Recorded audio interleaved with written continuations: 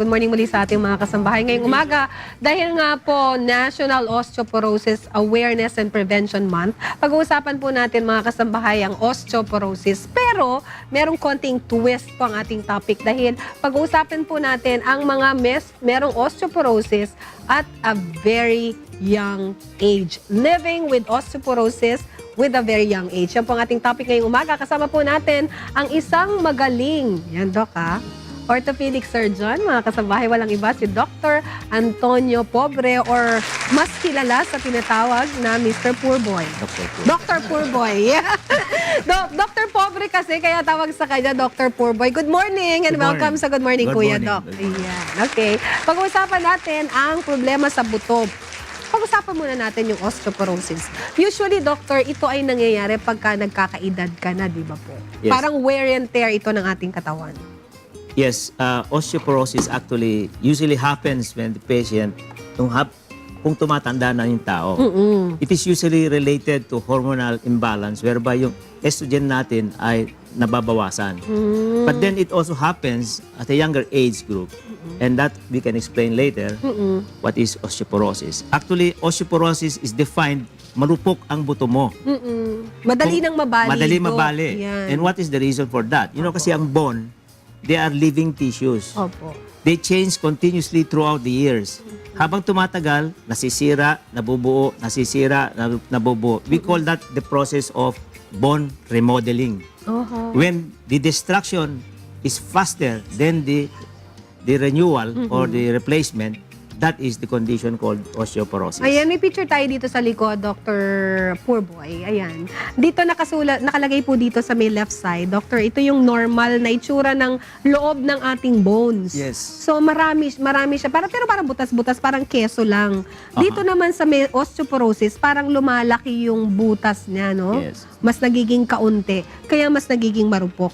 Pag marupok ba, Doc, ibig sabihin madaling mabali? Ganon? Yes. Alam nyo, nakita nyo kanina sa picture, Opo. ang buto natin, meron yung tinatawag na osteoclast or osteoblast. When the osteoclast increases, nasisira yung buto, kinakain niya yung collagen, phosphorus, and calcium, kaya nagkakaroon ng maraming cavities. Okay. So when we take calcium to replace it, the osteoblast starts to remodel or will start to build the bone again. Kaya it takes about 3 to 6 months bago magiging buo ulit yung buto. Okay. That's why ang mga buto takes time to heal. It takes about 3 to 6 months for a fracture to heal, for osteoporosis to be treated. Kaya may makikita nyo sa picture, maraming malalaking butas. Because of that, marupok ang buto, nagko-collapse. Nagko-collapse yung buto. Kaya lumiliit yung mga tao with osteoporosis. Mabangga ng konti, nababali yung... Those are the signs because osteoporosis, wala masyadong symptom yan. Magugulat ka na lang, pupunta kayo sa doktor, bali na. Ano nangyari? Nauntog lang niya ng konti yung kamay niya sa kwan, bali na yung elbow. That is a sign that you have osteoporosis. Okay. Yan nga po ang madalas na kinakatakutan ng mga matatanda dahil nga pagka nadapa sila at nabali ang kanilang mga buto, mahirap nang i-restore. Pero ang pag-uusapan natin ngayon mga kasambahay ay kung bakit yung mga bata ngayon, kabataan, pababa ng pababa, ang mga taong nagkakaroon po ng osteoporosis. Bakit nga ba yan, Doktor? Okay, alam mo tayo mga bata ngayon, there is excessive smoking. Opo. Yung nicotine will block the absorption of estrogen, calcium, and phosphorus. Ayan. So yung people who smoke a lot, people who drink a lot of alcohol, they have equally chances of having early osteoporosis. Even coffee intake, increase of caffeine daily. Nako. Taking more than 4 cups of coffee, the calcium is excreted to the urine. Kaya nagkakaroon din ng osteoporosis yung mga tao who are alcohol drinkers. Likewise, marami tayong kabataan, walang ginagawa, nasa bahay lang, tamad. They also develop early onset of osteoporosis. Nag-exercise daw sila fingers lang, Dok. Yun lang nga eh. Kasi mga anong tawag doon? Text. Oo, yung PS, whatever. PS. Yung mga laro. Oo, hindi ako naglalaro kasi. ang alam ko pa yung parang Mario Brothers pa. Hindi na ganun ngayon eh. Oo. Oo, Alam mo, family computer. we need exercise. For instance, but what kind of exercise? Something that will put stress on the bone.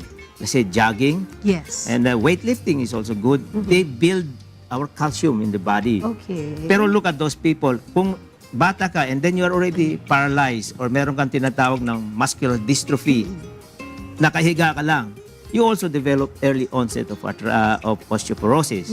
People who are taking medicines like yung mga anticonvulsants, people who take heparin, people who take say anti-thyroid medications. Sa mga gamot yan, Doc. Yeah, these are all medicines that can cause early onset of osteoporosis. Doctor, you've mentioned kanina kasi yung pag-inom ng kape at marami naman talaga sa atin ang parang common na umiinom ng maraming kape. Marami na nga yung 4 eh.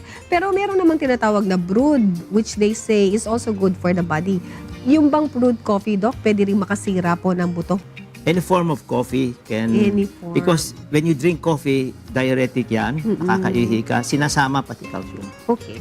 At you've mentioned also kanina, Doctor, na nagiging less yung estrogen natin. So, Yes. kaya nagkakaroon tayo ng osteoporosis. So, ibig sabihin, mas maraming mga kababaihan ang mas malaki ang chance na magkaroon ng osteoporosis. At what age din po nagsa-start yung sinasabi nga nilang younger onset ng pagkakaroon po ng osteoporosis? Okay. The younger onset of osteoporosis occurs when the person develops some kind of diseases like absorption, let's say yung tinatawag na anorexia nervosa, people who has polycystic kidneys, people who are athletic but nutritionally deficient. Takbo ng takbo but they are not taking enough food, they can develop osteoporosis. People who are sick of hyperthyroidism. Even if you are a younger age, you develop osteoporosis. Pero as you grow older, yung estrogen level natin goes down. Normally, women are affected more than men. The women are given, their estrogen level is reduced to about half of it or more when they reach menopausal age. And even their bone mass, 30% of the bone mass of women is already lost when they reach menopause. Okay, so yung usual na nangyayari sa osteoporosis, yung mga babae, pagka nasa menopause period, usually doon na sila nagkakaroon. Pero sa mga younger age, doctor, sa experience nyo po, mga anong ilang taon ang nakikita nyo parami ng parami ang nagkakaroon ng osteoporosis? Dito, particularly sa ating bansa. Actually, walang specific Walang time. Kung may specific. sakit lang. Okay. When they have these diseases that I just mentioned, So, hyperthyroidism, Opo. magkakaroon yan. O paralyzed sila. Those, even a young age, yung mga hindi, yung paralyzed, pinanganak with paralysis, they develop osteoporosis. Okay, kasi... Even those with fractures, let's say nabali ang hita mo, and then you are placed in a bone, in a cast for 6 months, Oo. osteoporosis yan. Kasi kaya lumiliit yung mga buto, di ba, Dok? Yes. Pagka nakakas ka ng matagal, hindi mo na-exercise yung buto mo, lumiliit siya.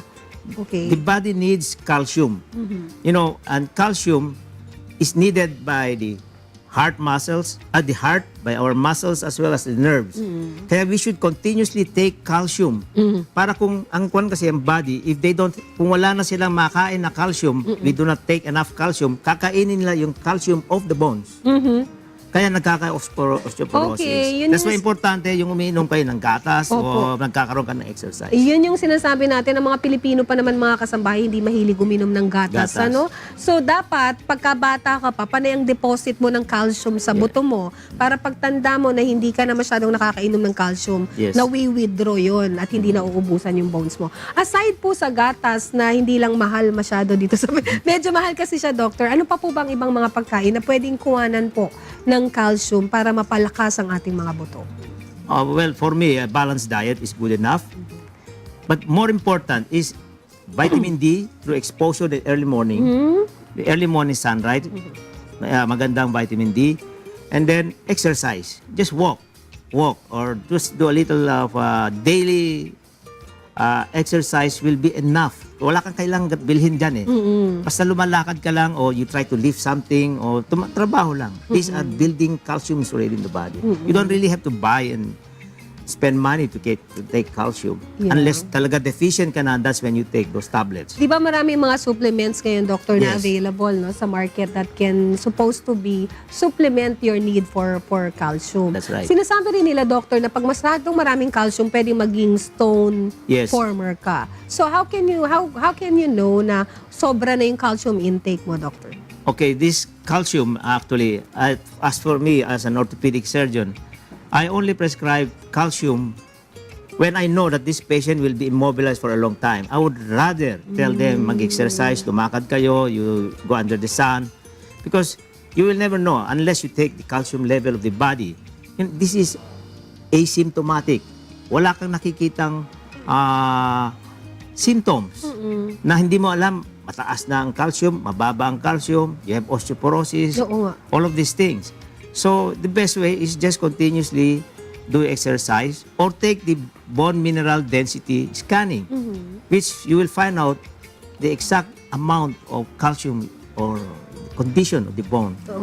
So the best way, exercise, move around, and take a well-balanced diet. Ay, mabilis na mabilis lang, Doc. Maganda rin kasi yung nabanggit niyo na density, bone density. Yes. Ito po ay ginagawa saan po sila pwede magpa-check ng ganyan. Kasi dyan po mati-check kung maayos pa yung kalagayan Yes. ng inyong mga buto. Eh. Anybody above 60 years old, they should have, especially among women, they should have the BMD, bone mineral density scanning or screening. With that, you already know if you are prone to have or you are already with the condition of osteoporosis, para you will undergo a lot of precautions para hindi kayo magkakaroon ng, you know when to avoid hitting something or what food to eat, what do para hindi kayo magkaroon ng problems.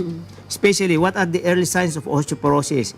Yun, nahihirapan tumayo. Ayan, masakit yung dito, Masakit Doc. ang back nila, masakit ang muscles Balakang. nila. And then mapansin mo, pumapandak yung tao. Lumiliit. And then kumukuba ng ganon. Those are signs already that there is something wrong with your bones. You say, look at our parents, they go shorter by 2 inches.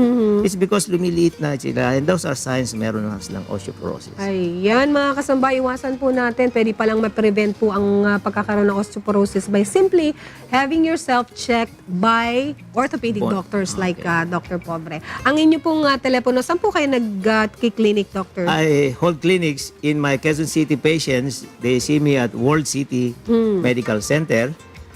And in Manila, they see me at Manila Med, formerly called Medical Center Manila. I hold my office there whole day from 10 o'clock to 6 o'clock in either clinics, MWF at Medical Center Manila, TTHS in World City Medical Center. Very busy. Dr. Antonio Pobre, ang ating orthopedic surgeon. Guest natin ngayong umaga sa ating segment ng Usapang Pangkalusugan. Thank you for being here, Thank Doctor. Ayan po mga kasambahay, Dr. Poorboy, na hindi naman Poorboy. Ayan, ang ating guest po ngayong umaga. Always remember, health is wealth. So lagi nating ingatan ang ating mga kalusugan.